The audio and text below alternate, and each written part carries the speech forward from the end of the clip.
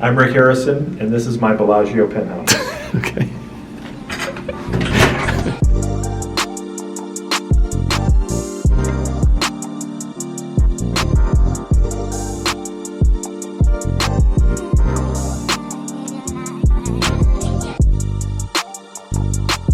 Okay, so no, that wasn't really Rick Harrison. That was actually my buddy Dan, who is a fellow poker player, more than a poker player, good friend of mine who lives here in Las Vegas. He does play poker though, and he does get mistaken for Rick Harrison all the time. I'll ask him how many autographs he's signed on behalf of Rick Harrison for people who do not believe that he is not, in fact, the owner of a pawn shop in downtown Las Vegas. Right, so what are we doing in a 2-bedroom suite here at the Bellagio? Today is a concert by a rock and roll blues jam band by the name of Dave Matthews Band. I'm not going, nobody here is going. These guys were hoping to go. Concert's over at the Cosmopolitan, there's only 3,000 seats. Tickets are going for like $1,200 or something. They had planned to go to the show, then come here and have a nice little after party or pre-party or both. They nixed the concert, kept the suite. I like their style, so they're just gonna hang out and have a nice little party amongst friends here in the suite. I came and crashed it because it kind of sets the scene, because I actually played a poker session here in Las Vegas at this very location, the Bellagio, Las Vegas, Center Strip. I don't wanna put no pressure on you. I just wanna put a blessing on you. Since our last undressing session, I'm not really sure if you've been checking. I'm progressing. I just heard my songs is popping out in Macedonia and even Serbia. I don't mean to burden you. If you got a man since then, I understand. And not only that, but I've got the poker hands to prove it. So let's get into it. Early on, we're playing 5-10 no limit Texas Hold'em in for $1,500. Early on in the session, there was 2 games. I was in the must move game, and this first hand is very early on in the poker session. We see an early position limp before the hijack raises it up to $50. Cutoff folds, and we look down at a premium hand, the second best hand ever created, in fact, pocket kings. Definitely gonna 3-bet this and make it $160 to go. The blinds fold, the limper folds, and it's back on the player who put in that initial raise, the hijack. He decides $160 still isn't enough money. He puts in a 4-bet. 4-bets it up to $400 even. So a little bit of a decision here. Debate between flat calling, keep his range wide, or 5-bet. 5-bet jamming probably, considering the fact that we are 1,000, I think 300-ish, 1,300 effective here.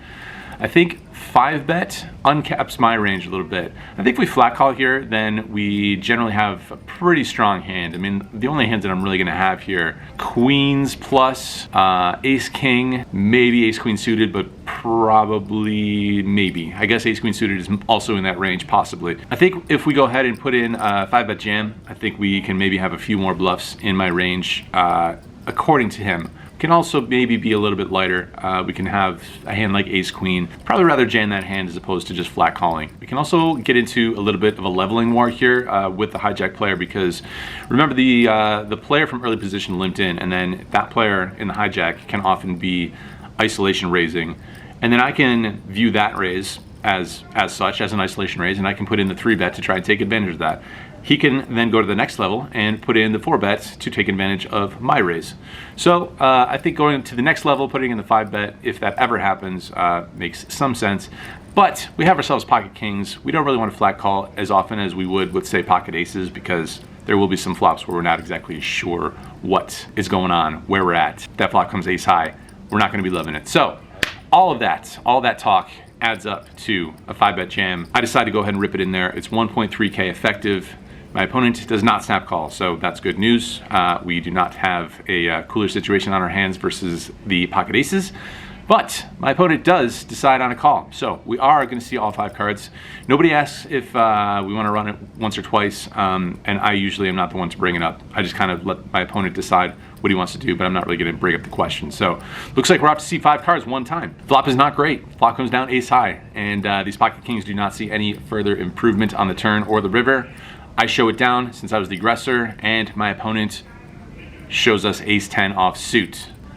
Yeah, a non-believing ace-10 offsuit does the job, cracks the pocket kings, and a little bit frustrating, a little bit disappointing to start the session off down $1,300. Not a great feeling, especially right off the bat. Always have good hopes of booking a win, making some money, getting out there on the grind, and then to get a huge hand cracked immediately down into the hole for $1,300. Not ideal. Okay, we're gonna try and shake it off here. Shortly after that, that same player in the hijack raises it up to $40 a couple orbits later. The cutoff calls this time, and it looks like we've upgraded, the only upgrade possible from those pocket kings up to the best hand ever created, pocket aces. Right, so my standard play here is to make it 4 times the initial raise, considering there is a caller in between me and the initial raiser, so I make it $160 to go. Folds back around to the hijack, who flat calls this time, no pre-flop shenanigans apparently, and the cutoff decides on a fold. So once again, going heads up to the flop, which comes down 10-9-3 with 2 spades. First player checks, definitely want to c-bet here. I don't think there's any reason to down bet it either, so I go ahead and make it $170 to go. Should be able to get some value from some different drawing hands, some overpairs, some top pairs, maybe even some non-believing middle pairs. We do in fact see a call. We're off to a turn card, which pairs the 10. So not exactly super ideal. We're losing to some 10s that could be in my opponent's range. And what's interesting is that my opponent leads out for $200 this time. For that size, for that price, definitely not gonna go anywhere. Definitely have a little bit of concern, but plenty of other hands that my opponent could have in his range, such as all those aforementioned drawing hands. So for that price, easy call. River's a total break, offsuit deuce. My opponent leads out again, this time for $300. The size of this bet compared to the size of this pot, we have a very straightforward call here. Raising, I don't think, makes too much sense, considering that my opponent will often have a 10, some draws, and then I don't know what else. If he has a 10, we just lose more money, and if he has draws, busted draws, bluffs, then we don't get any value from those hands anyway. So I think we have a pretty straightforward call here, and my opponent shows us pocket jacks. Okay, we'll take it. Scoop in these chips. Good to get a little bit of a get back from the pocket kings disaster. Pocket aces, a little bit more durable than the pocket kings apparently, and we will happily scoop it in, trending in the better direction. All right, we're gonna fast forward to a decent while later in this game. The Bellagio, they got maximum of 3 games this night on a Wednesday night. There was 1 must move, then there became a second must move, then there became 2 main tables and 1 must move.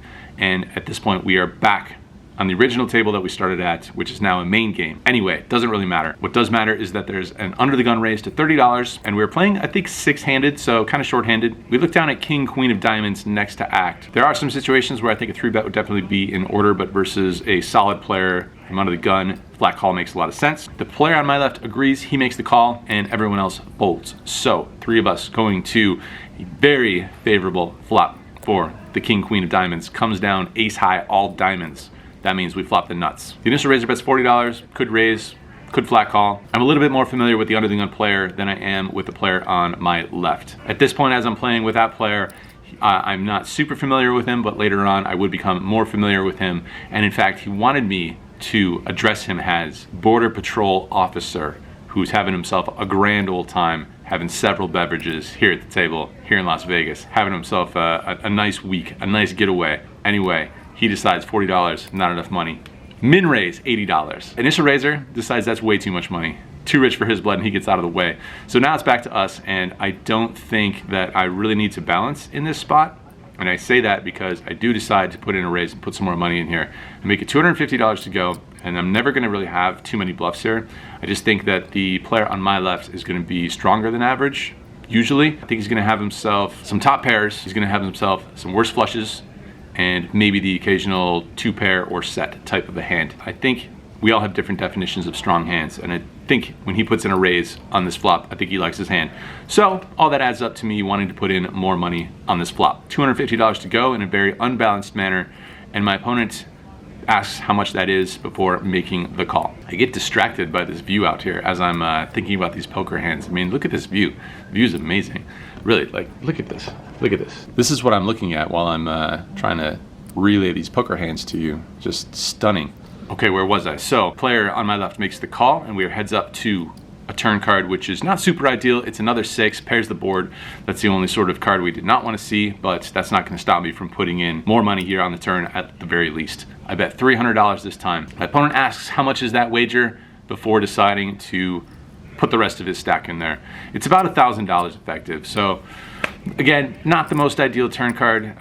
We no longer have the nuts. Maybe a little bit of cause for concern, but in the end, it's really not going to matter. We're never going to get away from this hand, no matter what is going on, no matter what my read or my gut or ranges or any of that stuff might say. I toss it in. Let's see one more card, please, dealer. That card is inconsequential, especially when my opponent shows us pocket sixes. So sure, there could be an argument to be made for trying to find a fold after he decides to jam all the money in there on the turn, but flop the nuts. It does suck that we're blocking the second nuts. We would of course prefer to have a hand like King Jack or King 10 of diamonds, which would unlock the Queen high flush or the Jack high flush. Surprisingly, there's a lot of action to be found on a Wednesday evening in this 5-10 game at the Bellagio. So it just wasn't going to happen. We were never going to be able to get away from that. A little bit of a cooler. Riding the roller coaster here.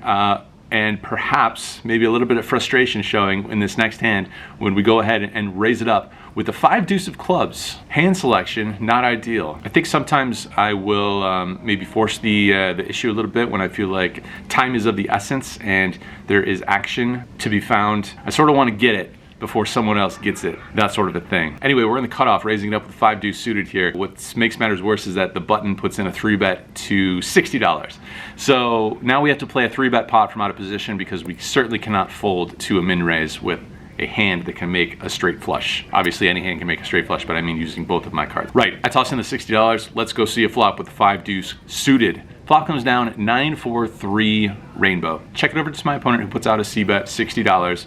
The old same bet, $60, and I think there's going to be plenty of hands on this flop where my opponent might not have connected. Certainly there's going to be a lot of Broadway type hands, ace-king type hands, maybe even some middling pair type hands, such as pocket sixes and sevens that aren't going to be able to withstand a whole lot of heat. And I mean, let's face it, if we're playing the 5 deuce suited, we flop ourselves an open-ended straight draw. That's about as good as we could ask for. So being out of position, I don't want to just check call with a 5 high. I think putting in check raise makes a little bit of sense here. So I'm going to go ahead and raise it, make it $200 even, try to put some pressure on a lot of hands that whiff this flop and that will not be able to withstand too much pressure over multiple streets. Doesn't come to the multiple streets thing though, thankfully. My opponent just goes ahead and lets it go. So I avoid this situation that every poker vlogger hates to find themselves in, playing a terrible hand during the vlog and losing a giant pot with 5 high that he had no business being in the pot in the first place with. Drag ourselves a little pot here with the 5 high. All right, still at the same table, but there has been a couple of players that have joined us, so we are closer to full ring now. And there's a straddle that has been on and off a little bit. In this case, it is on. Thanks to yours truly, I put on the straddle. The same player on my left, he goes ahead and raises it up to $40, so another min raise. And we see 3 callers before we look down at King Jack suited in the straddle. You have to imagine that all of those callers cannot be too strong, because if they had much of anything facing that min open, certainly they would be pretty incentivized to put in a 3-bet and discourage players behind them coming in, as well as just trying to straight up get value for their hands. So I think this makes a pretty good candidate for a 3-bet squeeze. We have blockers to some strong hands such as pocket kings, ace king, king queen suited, pocket jacks. And in the instances when we do get called, then we have ourselves a pretty playable hand here. Suited Broadway cards should fare okay. I raise it up to $200, which I think maybe is a little bit on the small side. We probably want to go 4x the original raise plus 1x for the callers, something along those lines. So we could raise anywhere from $240 up to maybe $300. I think 200 is a little bit on the small side. 200 it is in the moment though, and we see a fold from the initial raiser, which is usually a pretty good sign because often that is the main player that we're worried about. We see 2 other folds, but the small blind does make the call. So we are going to take this one to the streets. Heads up, and we see a flop of queen 4 deuce rainbow. My opponent checks it. This time I think a down bet might make a little bit of sense. It's a pretty dry flop that should not have connected with my opponent too often. He could have pocket 4s, he could have pocket deuces, but he's probably not gonna have pocket queens, and he shouldn't really have any of these 2 pair combinations that are available on this flop. I bet $180, and my opponent, he's not done with the hand yet. He decides he wants to stick around and he makes the call. Turn is a pretty interesting card. It's the 9 of spades, which puts up a second spade. My opponent checks it over to me, and now we have a decision. I think my opponent has somewhere around $1,100 in the spot on this turn. So it's a matter of probably jamming all in or checking back and trying to realize some equity here. If the 9 was the 9 of clubs, I think we would have a very straightforward jam on our hands here. It would be a little bit of an overbet, but not a massive overbet jam. I think that would make perfect sense. As it is, I'm not sure if the 9 of spades is enough added equity to go ahead and rip it in there, but we should be pretty uncapped here. We're still gonna have all the best hands, such as aces, kings, pocket queens. I guess ace queen might be somewhat even. I think my opponent is gonna have a lot of middling pair type hands, maybe hands like pocket 10s, maybe pocket 8s. So hands like that are gonna be put in a pretty tough spot with a jam. Granted, he could hero us off. He could just put us on the ace king type hand and you know, snap it off. So I don't know. I'm a little bit conflicted. I think for a very long time going to the tank, but eventually I decided to check it back, take the conservative route, and try to realize some equity here. And that equity is very much realized on an offsuit 10 river card. So your buddy here, Andrew, running good as usual, finding the magic card on the river. We do not see a bet from my opponent. He checks it over to us, and now it's just a matter of finding a value size here to try and extract from my opponent. Still could go ahead and jam and hope that my opponent tries to hero us off, but I decided on a slightly more value-y proposition. I bet $620. My opponent, once again, does not do anything quickly, goes deep into the tank, so much so that one of the other players ends up calling the clock on him, thinking for so long. He gets maybe about halfway through the clock before making his decision. That decision ends up being a call. So obviously great news. That definitely helps us out in this situation, in this session overall. We win a couple of smaller pots along the way, and we end up booking a win in this session. Get into this little poker game, this little $5, $10 poker game at the Bellagio for $3,300, I believe is the tally. Cash out of the game for $4,080, something like that, for a profit of around 780 bucks. Started this session around 7 or 8 p.m. or something like that, and finish it up 2 or 3 in the morning. So happy with it in the end. When you are able to overcome that sort of a disaster hand early on with the pocket kings and come out ahead in the end of it, can't really complain too much. Happy to put a session here, a proper session here in Las Vegas on the records. I have seen 1 or 2 comments under these videos, these YouTube videos, about a lot of these videos being from meetup game sessions, and those will definitely continue throughout the year. But I do agree with some of you guys who have mentioned that I also very much want to stay on the grind and continue to try and move up in stakes, play some bigger games, as well as the usual 5-10 games here in Las Vegas. It's tough to do. It's a little bit tough to do with all the travel and video editing and communicating with you guys in comments, all of the above, which I'm very happy to do. It just doesn't leave a ton of time, you know, to actually get out there and stay on the grind with all the travel to all these meetup games that have been so awesome all over the country and across the world, overseas as well. But I'm gonna keep trying. I'm gonna keep trying to find the time, find some sessions, grind it out, and then you know, celebrate the occasional win in the 2-bedroom suite at the Bellagio, as you do.